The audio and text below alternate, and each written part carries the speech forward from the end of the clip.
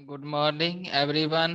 आज के इस आरएससी क्लास में हम लोग एक इम्पोर्टेंट टॉपिक पढ़ेंगे, वो है स्क्रॉल कंप्रेसर के बारे में, है ना। ये हम लोग बेसिकली कंप्रेसर का टाइप पढ़ रहे थे, जिसमें एक स्क्रॉल कंप्रेसर भी होता है, जो कि रेफ्रिजरेशन या एयर कंडीशनिंग प्रोसेस के लिए ये काफी वाइडली यूज होता है ना। तो अब यह है कि ये हम लोग को पढ़ना है कि स्क्रॉल कंप्रेसर जो है वो वर्क कैसे करता है और ये किस टाइप का ये हमारा जो है एक कंप्रेसर है। तो इसमें कहते हैं कि scroll compressor or orbital motion positive displacement type compressor, है ना, in which suction and compression is obtained by using two matching spiral shaped scroll member, one is fixed and other orbiting। देखिए, scroll compressor जो है ये basically हमारा क्या है, तो कह रहा है कि ये एक ऑर्बिटल मोशन है। जैसे ऑर्बिट के बारे में हम लोग जानते हैं कि कोई भी चीज एक सेंटर में रहता है और उसके चारों तरफ जो एक फिक्स पाथ पे कोई मूव करता है, जैसे हमारा सन होता है और अर्थ उस पे मूव करता है अपने एक्सिस पे, अपने पाथ पे। तो ये जो है पूरा सर्कुलर नहीं होता है ना, ये पाथ प्योर सर्कुलर टाइप नहीं होता है, बल्कि एक स्पाइरल टाइप का होता है। तो यही मोशन कहलाता है ऑर्बिटल मोशन। दूसरा चीज कि ये पॉजिटिव डिस्प्लेसमेंट टाइप कंप्रेसर है। इसका मतलब हो गया कि ये स्क्रॉल कंप्रेसर भी जो यहाँ पर प्रेशर को राइज करता है वो बाय रिड्यूसिंग इट्स वॉल्यूम। मतलब हो गया कि कोई भी जैसे ये एक टैंक है, इसमें अगर हम लोग पूरा भरा हुआ है और इस चीज को हम लोग पिस्टन से कंप्रेस करके और इसको मतलब एक छोटा वॉल्यूम में कन्वर्ट कर देंगे, तो यहाँ प्रेशर राइज हो जाएगा। तो वॉल्यूम घटने से प्रेशर राइज करता है, तो उसी को हम कहते हैं पॉजिटिव डिस्प्लेसमेंट टाइप कंप्रेसर। तो स्क्रॉल कंप्रेसर जो है ये पॉजिटिव डिस्प्लेसमेंट टाइप कंप्रेसर है, जिसमें कहता है कि सक्शन और compression is obtained by using two mating. इसमें दो मैटिंग जो है स्पाइरल शेप का स्क्रॉल होता है, ठीक है। यानी कि स्क्रॉल कंप्रेसर में दो स्क्रॉल होता है स्पाइरल शेप का, जिसमें से एक फिक्स होता है और दूसरा उसको क्या करता है ऑर्बिटिंग, मतलब दूसरा उसमें ऑर्बिट की तरह उसमें मूव करते रहता है, ठीक है। तो इसके पास कहता है कि the compression process involve three orbit of the orbiting scroll. इसके पास तीन ऑर्बिट होता है, मतलब थ्री पाथ होता है। हम लोग बाय फिगर देखते हैं।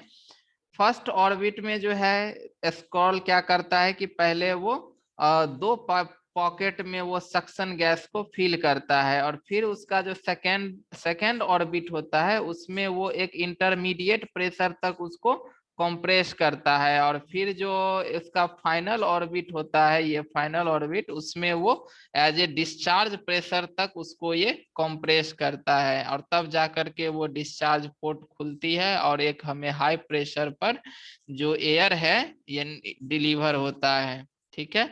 तो इसमें simultaneous suction and intermediate compression और फिर डिस्चार्ज कंप्रेशन, मतलब डिस्चार्ज प्रेशर तक उसकी कंप्रेशन होता है, और ये एक स्मूथ कंटिन्यूअस कंप्रेशन प्रोसेस है। यही है स्क्रॉल कंप्रेसर। इसको हम लोग बाय फिगर देखते हैं।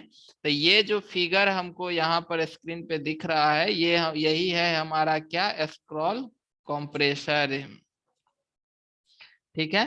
तो स्क्रॉल कंप्रेसर में हम देख रहे हैं क्या कि यहाँ पर दो मैटिंग जो और मतलब स्क्रॉल शेप का स्पाइरल शेप का स्क्रॉल है, एक स्क्रॉल ये है और एक स्क्रॉल ये है। तो दो स्क्रॉल यहाँ पर मौजूद है और दोनों क्या है स्पाइरल शेप का। देखिए यहाँ पर ये ऐसे घूमते हुए ये इस तरह का ये स्पाइरल शेप का यहाँ फॉर्म किया हुआ है। दूसरा स्पाइरल ये हो गया, है ना, ये भी दोनों स्क्रॉल है और स्पाइरल शेप का बना हुआ रहता है, जिसमें से ये एक जो है ये फिक्स है, एक फिक्स होती है। जैसे ये हमारा क्या है फिक्स्ड है, और ये जो है ये मोशन में है, यानी कि ये कौन सा मोशन देता है ऑर्बिटल मोशन, ये ऑर्बिटल मोशन में होता है, ठीक है।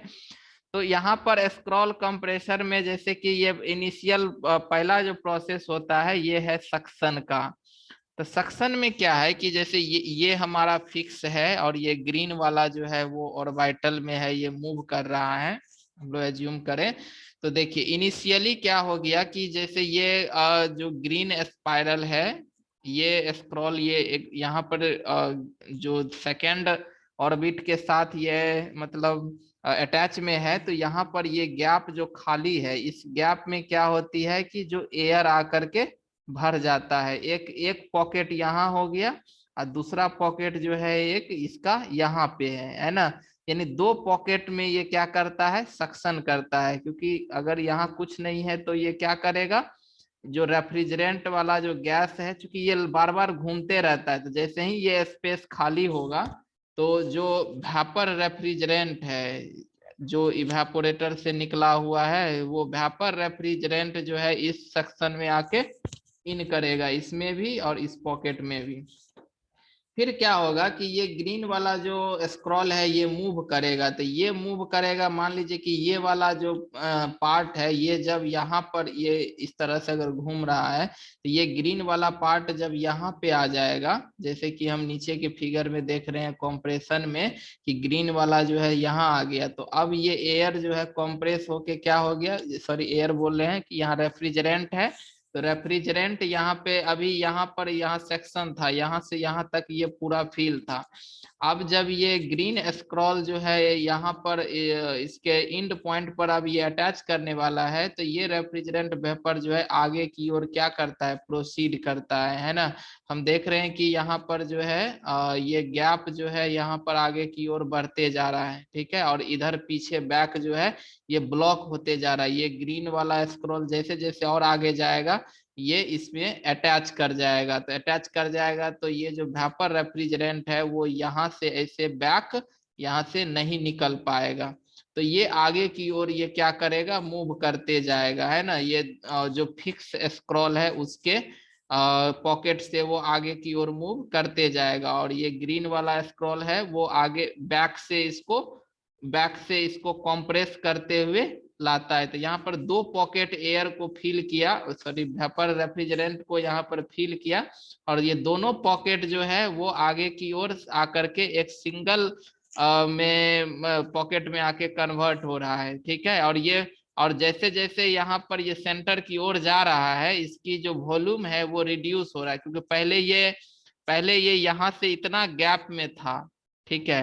अब ये मतलब हो गया कि इसका बस इतना ही स्पेस इसको बचा हुआ है, तो ये धीरे धीरे क्या होगा कि सेंटर की तरफ यहाँ से ये कंप्रेस होते हुए सेंटर की तरफ, जैसे यहाँ येलो कलर से दिख रहा है कि ये धीरे धीरे क्या हो रहा है, कंप्रेस हो रहा है, इसकी प्रेशर बढ़ रही है, और जो सक्शन रेफ्रिजरेंट था वो कंप्रेशन होकर के उसकी प्रेशर राइज हो रहा है, और वो धीरे धीरे वो सेंटर की ओर जो है ऐसे मूव करते हुए आ रहा है।